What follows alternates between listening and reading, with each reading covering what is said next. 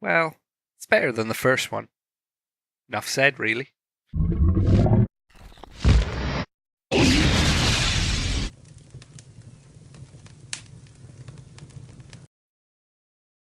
Hey there, guys, it's Fainmaca, and I'm here to talk about another movie that's come out this summer.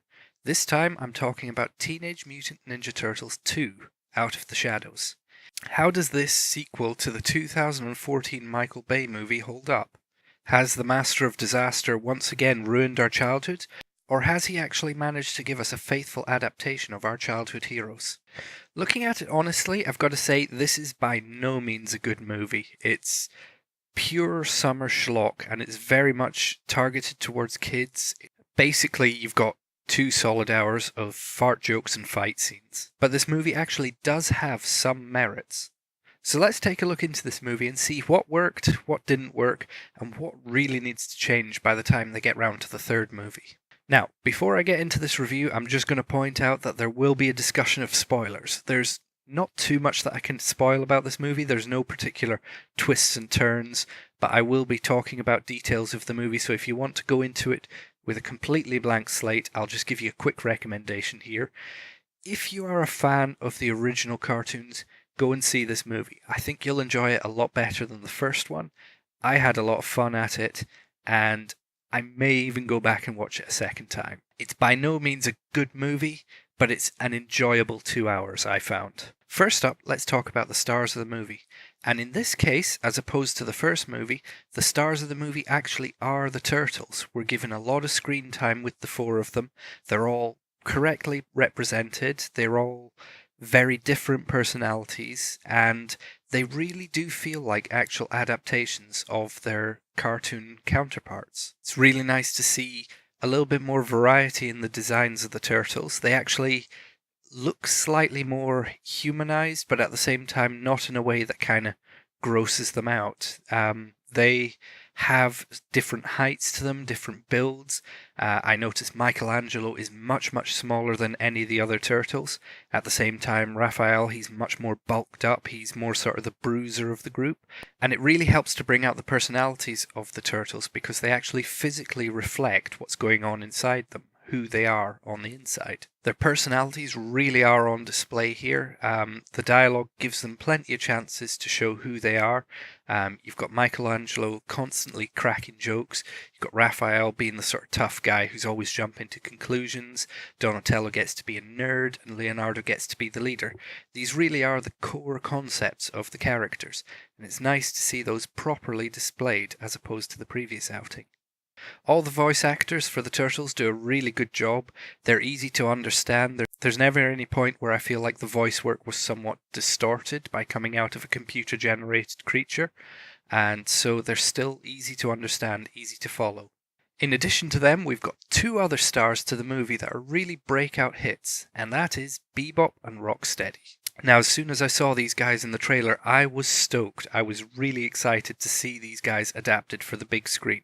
We've never really had that before. Even in the previous movies, they gave us weird sort of substitutes for them.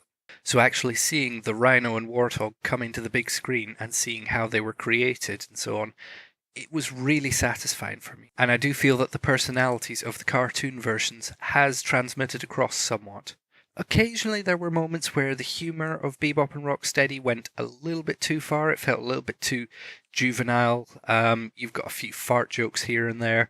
There's a few sort of gross out jokes, and even one weird instance where just after they've been transformed into these hulking monsters, they take a look down the trousers and sort of look at each other and go, "My man."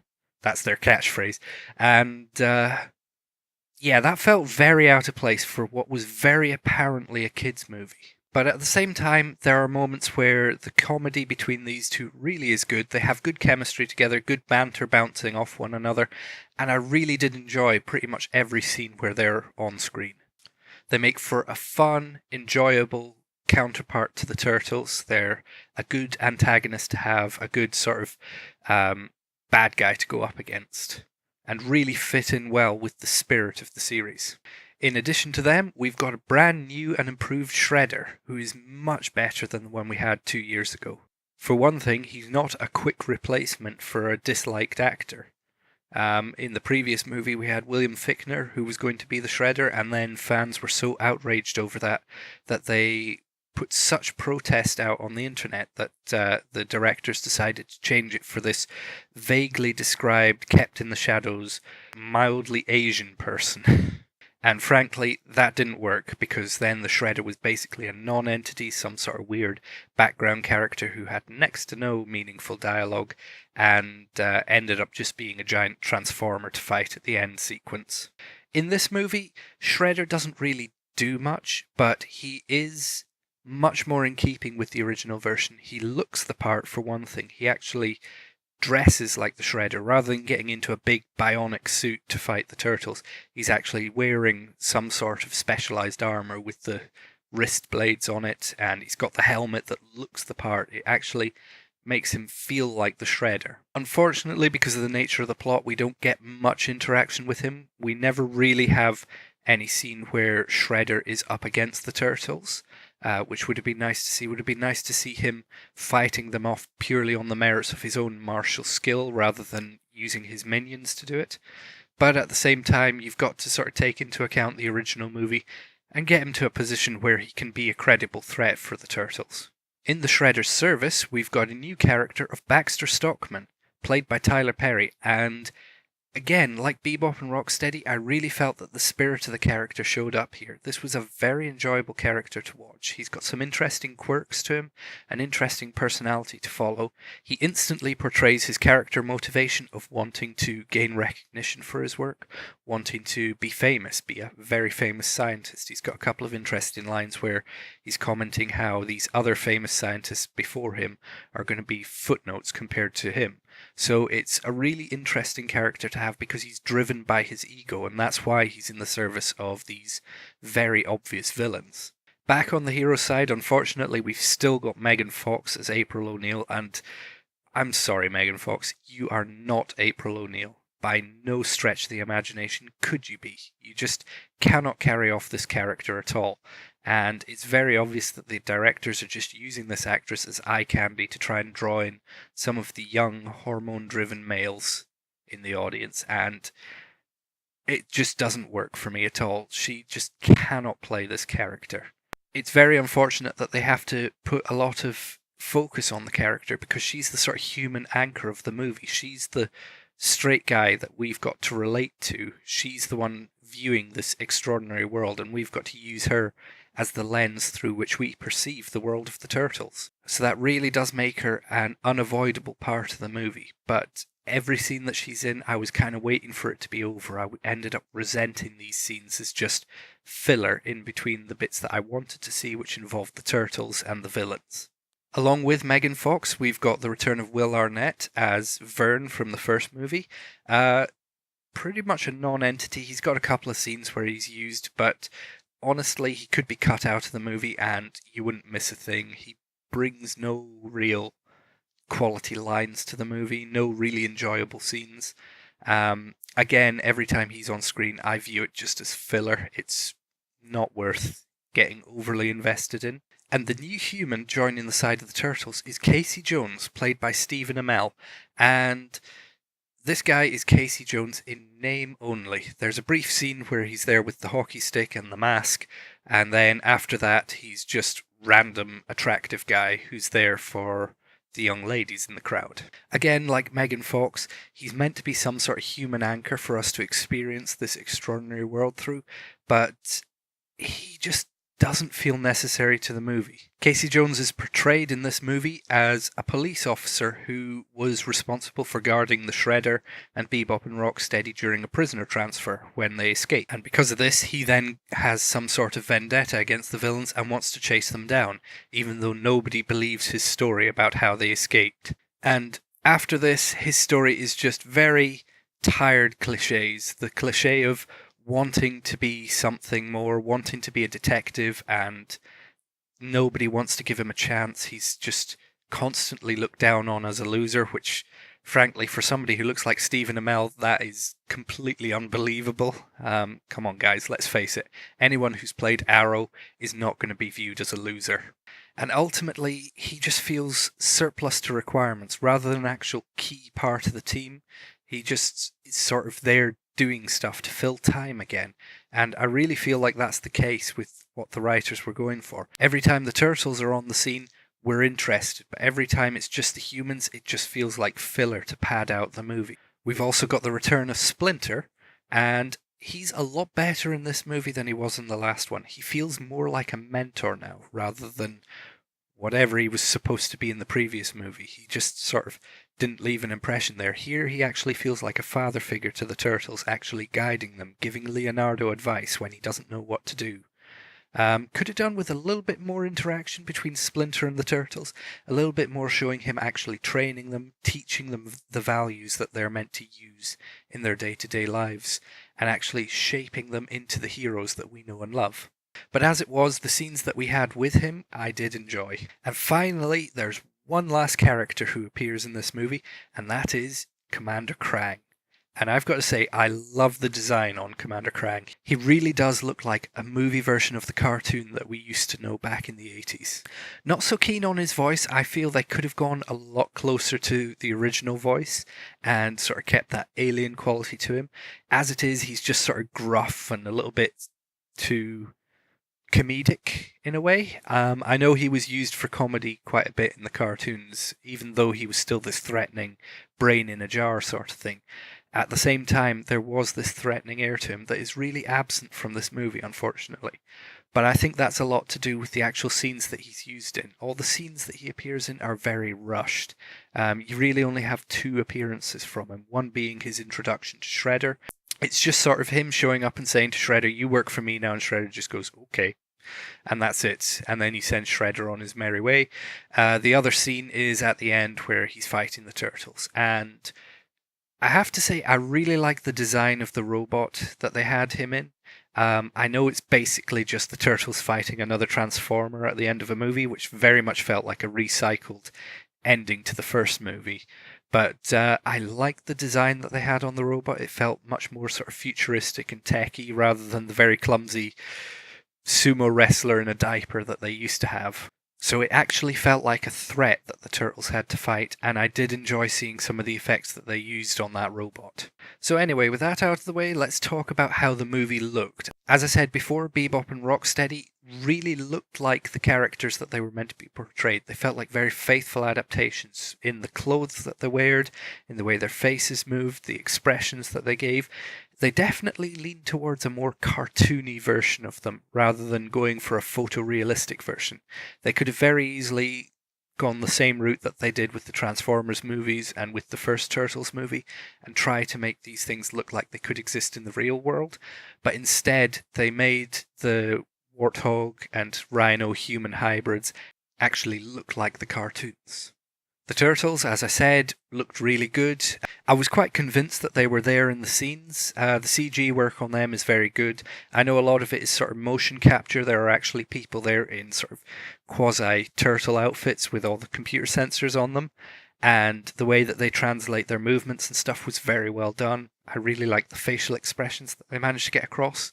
There were some scenes where, particularly with Michelangelo and Raphael, when they were feeling particular emotions, they really transmitted that across quite well, and I really did enjoy seeing that translated through this computer-generated imagery. In addition to those effects, we've also got the big effect of the Technodrome appearing at the end of the movie. And I have to say, this is a really good adaptation of the Technodrome. It's a nice big sphere. It actually feels very similar to the cartoons, and they even got the detail of putting the eye on the top of the machine, even though you don't see it that much. Anyway, with the effects out of the way, let's talk about the fight scenes. At times I felt that things were moving very fast and it was difficult to keep track of the action, but what you could watch of it, particularly the ninja action that you get to see from the Turtles and the fighting the Foot Clan, fighting against Bebop and Rocksteady, and even at the end fighting against Krang, all of those were quite enjoyable to watch. There were some interesting set pieces going on, particularly the plane scene. And all in all, I felt that it was very fun to watch these characters fighting. One thing I will say about the fight scenes is this is where you can actually see the sort of corporate mandate coming down, saying this has to be more suitable for kids because throughout the entire movie, not a single person dies. They're very careful to show that everybody is just getting knocked out, or, like, for example, when people are getting thrown out of planes, they all have parachutes on them. And they're very careful to state that in the dialogue or to show that in the actual following seconds to be very clear, yes, these people have parachutes. Even at one point where it's shown that a couple of characters have had a grenade thrown at them and it should have wiped them out, moments later you can actually hear them talking. And so it's very clear nobody died in this movie. So let's talk about story.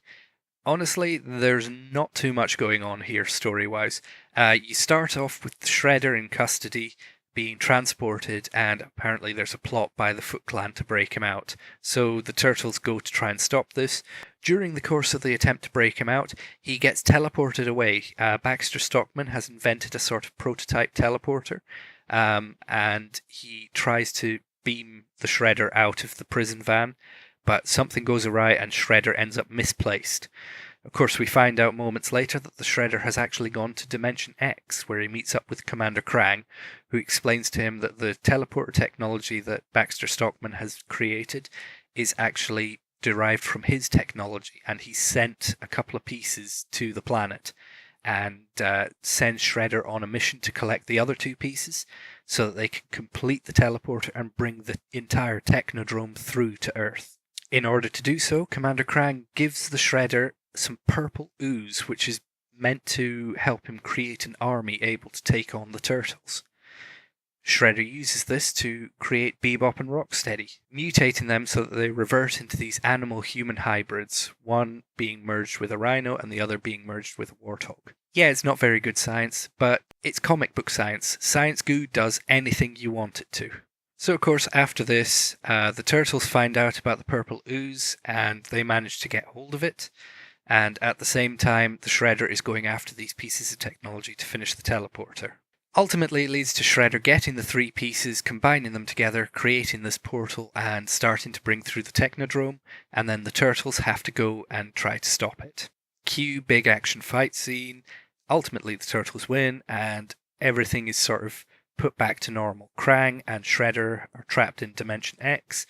Bebop and Rocksteady are in custody, and everything goes back to normal. It's a very run-of-the-mill plot, nothing too wondrous about it. You've got a couple of arcs going on. You've got the arc of Casey Jones trying to prove himself, prove that he's not a loser. You've also got an arc involving the purple ooze, where Donatello wants to use the purple ooze to revert the Turtles to human forms, and Leonardo doesn't want this to happen, and then that causes friction with Raphael and Michelangelo, who also want to become human. And it's ultimately a plot that doesn't really go anywhere. You end up with them sort of arguing, we should change back, we shouldn't change back, and then they just decide, you know what, we're fine being turtles, which we all knew they were going to do. So yeah, very basic story, nothing too miraculous being told here. There's no particularly memorable lines of dialogue in the script. Unfortunately, there's nothing that's really going to stick with you other than the visuals. This is very much a movie that's sort of candy for the brain. You just go there and look at stuff, rather than actually thinking about it. There were some things that I had problems with. During the climax of the movie, Bebop and Rocksteady end up fighting Casey Jones, which I found to be quite an unsatisfying thing because there was no scenes prior to that which showed that Casey Jones should be the one to fight them, that he was the one who is able to fight them. I felt like that should have been built up a little bit better. Sure, he had the rivalry with them and was sort of the obsessed cop who wanted to hunt them down because they were the ones who stopped him from keeping the Shredder from escaping. But at the same time, he just doesn't feel like a fleshed out enough character to have that kind of prominence to be taking on the main minions of the bad guys. But an important thing to remember is that none of the villains are put out of action completely. Sure, they're set back, but they can still come back in a future sequel. And I'm hoping that they will do, and they'll be used a little bit more effectively in the future. So with that being said, this movie still has quite a few problems. Like I said, the story itself is very weak. There's nothing too miraculous about it, nothing too memorable. The characters are, for the most part, used in a very standard fashion. Whenever the humans are on screen, it's just so tiresome, and I'm just waiting for those scenes to be over. I really wish they had better casting choices for those, and they had a better way to use the character of April O'Neil, Casey Jones, and that Vern guy who's turned up now. And just have April O'Neil and Casey Jones in the movie used in a much better way and played by much better actors. So in the end, this movie was a fun time. There's a lot of juvenile humour in it. It's not something you want to bring your brain to. While I had a lot of fun watching it, I can understand why a lot of other reviewers on the internet are actually complaining about it a lot, have some major problems with it. Some people are even swearing off this franchise altogether because they just feel that this series of movies are never going to do justice to the old cartoons. And while I can understand that, I do feel there's a certain amount of nostalgia blindness going on there. I think that this is almost the best kind of adaptation that you're going to get in the modern age for the Turtles. It's a very goofy franchise, and you've got to accept some of that goofiness in the movies. So in the end, with TMNT 2, I had a lot of fun at it, and I would recommend it to a Turtles fan. At least check it out and see how you feel it adapted the original material. See if you enjoy it. I think more than a few people out there are going to have a good time at this. It's certainly something I'd be happy to watch again. I don't know if I'll go and see it again in the cinema. I don't know if I'm going to pay that amount of money for it, but I'll certainly pick it up on DVD when it comes out. But anyway, that's enough talking about this movie for now. I'm going to leave it here. Anyway, my name is Fainmaca. I am a film fanatic, and this has been my review of Teenage Mutant Ninja Turtles 2 Out of the Shadows. I'll see you guys later.